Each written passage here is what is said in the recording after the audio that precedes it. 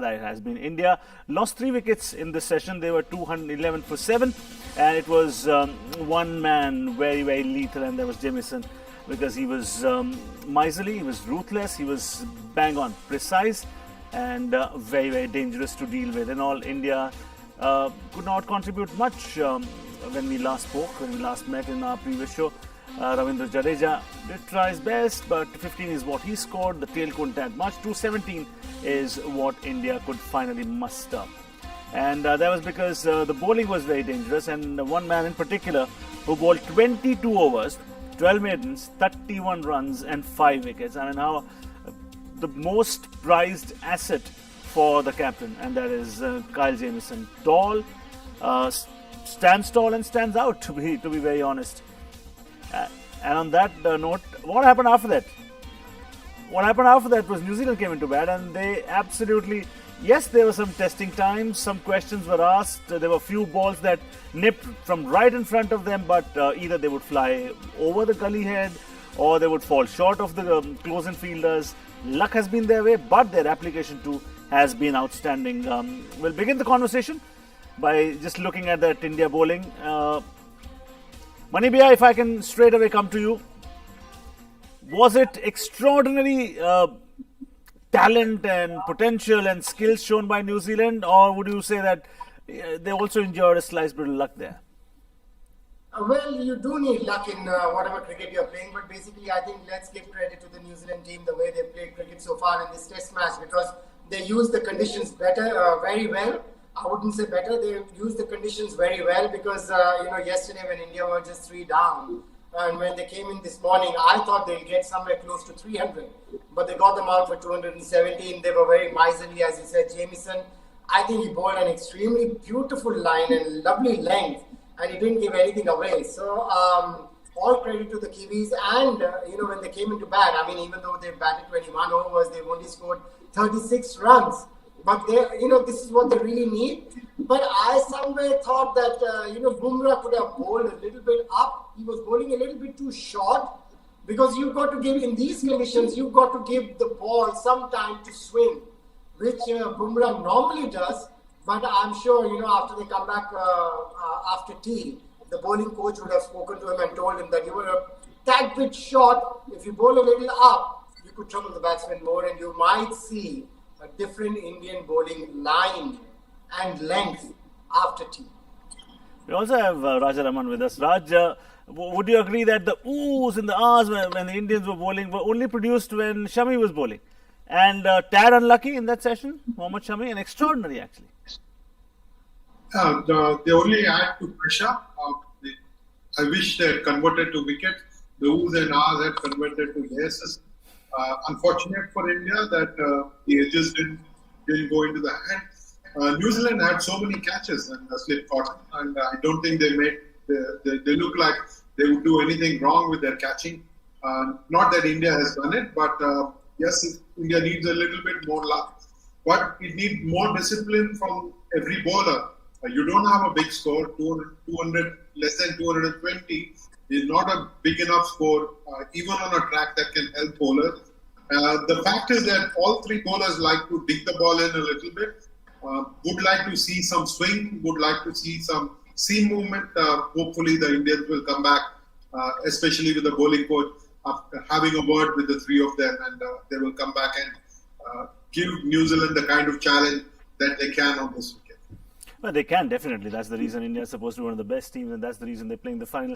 Manibhaiya, the fundamentals of good batsmanship always are you bring the bowler close to you. How do you do that? You do that by leaving the ball, and the bowler certainly comes close to you, pitches up, then you get the time to flick it away. And that's exactly what Latham was seen doing there, and absolutely brilliant to watch. This is a kind of a pitch where you lose 1 wicket, you could lose 2, 3 in a row. And I think New Zealand, what they're trying to do is keep wickets in hand, but at the same time, somewhere down the line, when you start thinking, we faced 40 overs, we've scored only 56 runs or 60 runs, it does start playing on your mind, because, with so much T20 cricket and so much one-day cricket these days, whatever the conditions are, when you see that, it does affect, your way of thinking. We saw that when Jadeja Pujara was batting, he batted for some 54 balls for 8 runs. We saw the same problem with Rishabh Pant. He opened his account after 19 balls and then he didn't know what to do. He got double-minded. So it's not very easy for today's batsmen to play 40 overs. I mean, they played 21 already, scored 36 runs. If they play 40 overs, scored 60 runs, I think there will be some kind of pressure on their heads. Raj, would Ravi Shastri and Virat Kohli be telling the boys that hold on? I mean, we at one point were 62 without loss, and we've been dismissed for 217 finally. So it's just about, as Manibhaiya was saying, it's all about sessions. Yes, they've controlled the session. Yes, they've dominated the session. Yes, they ruled the session completely. But if you just believe in yourself on a surface like this, things can change pretty drastically. No doubt about that, Padamjit. Ravi Shastri will definitely be telling them that they are perhaps better than this at this point of time, and I'm sure he would point out also that the New Zealand faster bowlers were not able to make an impact on the openers early on, and it's only when they got the first wicket they were able to run through the Indian side, put the brakes on the scoring, and I'm sure you will get to see that with the ball losing a bit of the shine, you will get to see some movement in the later part of the match, and I'm sure India will make better use of the conditions than it has thus far. Yeah, we're also hoping that rain stays away, and because this test match has got all the makings of a fantastic test match. On that very sweet note, we'll take a short little breather. On the other side, we've got plenty full to talk about. Come back.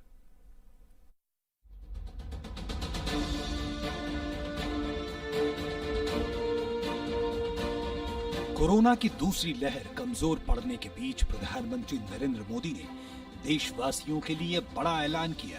केंद्र ने ही vaccination की पूरी जिम्मेदारी उठा ली है।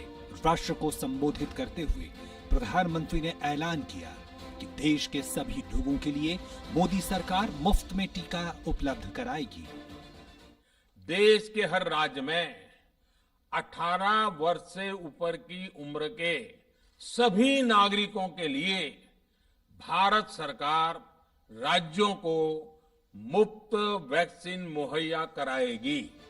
PM Modi ने ये ऐलान भी किया कि देश में बन रही वैक्सीन में से 25% प्राइवेट अस्पतालों को मिलेगा, ताकि यदि कोई व्यक्ति मुफ्त के बजाय प्राइवेट अस्पताल में वैक्सीन लगवाना चाहता है तो उसे सुविधा मिल सके। हालांकि निजी अस्पताल अब इसके लिए 150 रुपए से ज्यादा सर्विस चार्ज नहीं ले पाएंगे। देश के 80 करोड़ गरीबों को राहत देने के लिए पीएम ने उन्हें दीपावली तक मुफ्त राशन देने की घोषणा भी की। नवंबर तक 80 करोड़ से अधिक देशवासियों को हर महीने तय मात्रा में मुफ्त अनाज उपलब्ध होगा। इस प्रयास का मकसद यही है कि मेरे किसी भी गरीब भाई बहन को, उसके परिवार को भूखा सोना ना पड़े। अफवाह फैलाने वालों से देश को सतर्क करते हुए पीएम मोदी ने युवाओं से वैक्सीन को लेकर जागरूकता बढ़ाने में सहयोग करने का आह्वान किया। इतना ही नहीं, कोविड के चलते अपने माँ बाप को गंवाने वाले बच्चों के भविष्य की चिंता भी प्रधानमंत्री को थी। लिहाजा एक बेहद संवेदनशील फैसले के तहत उन्होंने ऐसे बच्चों के लिए पीएम केयर्स फंड के जरिए निःशुल्क शिक्षा और वो भी बेहतरीन शिक्षण संस्थानों में कराने की व्यवस्था की। तो साथ ही आयुष्मान भारत के तहत उनके इलाज की व्यवस्था भी हुई। इसके साथ ही 18 वर्ष की आयु पूरी होने पर बच्चों को हर महीने वित्तीय मदद और 23 साल की उम्र में पीएम केयर से 10 लाख रुपए की अलग से मदद का ऐलान हुआ। Welcome back. You're watching Fourth Umpire. I'm Padamjit Sherawat, and we are in conversation with Maninder Singh and Raja Raman. Raj, I will begin with you here. This is how it stands at the moment. We were talking about the fact that the last session completely was dominated and they just stole the show, New Zealanders, with the ball, with the bat, with the ball in particular. And we've been giving all the credit and we've been waxing a lot of eloquence on one man, Jamieson. But should we not spare a thought for their captain, for the way he managed his troops, the field settings? In particular, when Rahane perished, there was a plan. Sometimes the best laid plans count for very little. but their captain was thinking and was thinking very well. No doubt about it. I've always maintained Ken Williamson is one of the better thinkers of the game. He's got his thinking cap on all the time. And especially when India's batsmen, ones who have scored plenty of runs in international cricket, are up against him. He's at his very best. They challenge him and then he comes up with some fantastic responses. Ajinkya Rahane is a case in point, as you pointed out, he was trapped into playing that pull shot, and I'm sure he's going to regret it for a while. But right now, the focus will really be on trying to boost the morale of the fast bowler, and when Ashwin and Jadeja come in, hopefully they will be able to pick up a few wickets as well. The challenge really is to forget what's happened over the last couple of days and do the best you can. And I think Ravi Shastri and Bharat Arun will be focused completely on what they can do at this point of time. Manavia, would you agree that sometimes when a captain is icy cool and he maintains a low profile, he does not get the credit that he deserves? Is that the case also with Williamson? Soft-spoken of the court? He gets a lot of credit. I think a lot of experts all over the world say that he's a brilliant captain and he does lead his side very well, because today also, if you watch the game, there were times when his faster bowlers were bowling in conditions like this. He didn't have a slip because he was planning something else, and that is how he got Ajinkya Rahane out. So I think he does get his due, and he deserves it as well, because he is, as I said, we were talking earlier also, the calmer you stay, the better results you get, because you're thinking better. If you're more aggressive in your mind, sometimes you miss a trick. But I think Williamson doesn't miss a trick, and the best thing is that he knows the strengths of his team, he knows the strengths of his bowlers, and accordingly, he sets the fields, as you just mentioned. Does captaincy, Manibia, become easy when you start to command respect? Your players look up to you. Sometimes you don't have to communicate with eye contacts. I mean, everyone's looking at you. You can make decisions. You can tell them where to stand, what to do. So, does captaincy become easy when you command respect? Absolutely. I think that's the most important thing. A captain, if he's not respected, then he'll not be able to manage the troops very well, because he knows from within that there is no respect from me. So that pressure is also there. The pressure of leading your country's team, and then the pressure that the boys don't have confidence in me. So that makes a lot of difference, and I think that is one advantage he has. And I'm sure, I've seen a couple of players, senior players, running up to him and giving him a suggestion, and he gives an ear to them. Now that's also very important, because I've seen some captains, they just do their own, nobody goes to them. But with Williamson, it's very easy to communicate. That also helps. That's an added advantage that he has, and this New Zealand team has. That is why they reached the 50 overs cricket one-day internationals finals, and that is why they're playing this final as well. And as they always say, a good captain is always slow to punish and swift to reward. And a leader should be approachable. The troops should feel that, yes, he's approachable. Kane Williamson, we're talking about Raj. And obviously, we've spoken very highly of him as a player, as a captain. Do you think this is just going to be perfect justice to a team like New Zealand, who've consistently performed over the number of seasons, over the number of years, but they don't have trophies in their cabinet? Now, will this be perfect justice if they end up winning this one? Yeah, it will be a good milestone to have, but it's not the end of the journey for them. It will only be motivation to restart and re-engineer everything for them again in the next cycle. Yes, if they win this Test match and win the World Test Championship, it will be a great achievement for them. But then, like everything else, particularly in Test cricket, you need to keep reinventing your strategies. You need to keep infusing new blood and sometimes weed out some who are not performing. So this is work in progress all the time, and Kane Williamson is excellent work in progress, so to say. And Manibia, when we talk about the rivalry between India and New Zealand, yes, I mean this is a mighty game. This is World Test Championship final, and both the teams want it badly. But when you discuss the relationship between the two captains, which started in 2008 under 19s, they weren't best of friends then. But Virat Kohli has gone on record to say that for the last 2-3 years, they've constantly kept in touch. They are great admirers of each other.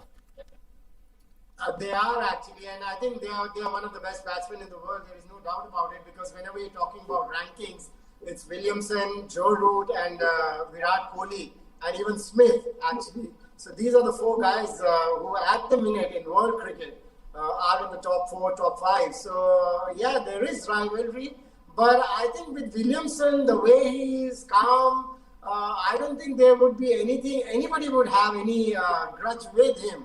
And since they've been playing, you're talking about Virat Kohli and Williamson, since they've been playing since under 19, since 2008, under 19 level, I think that respect is there, and I think they both have grown tremendously, which has increased that respect for each other.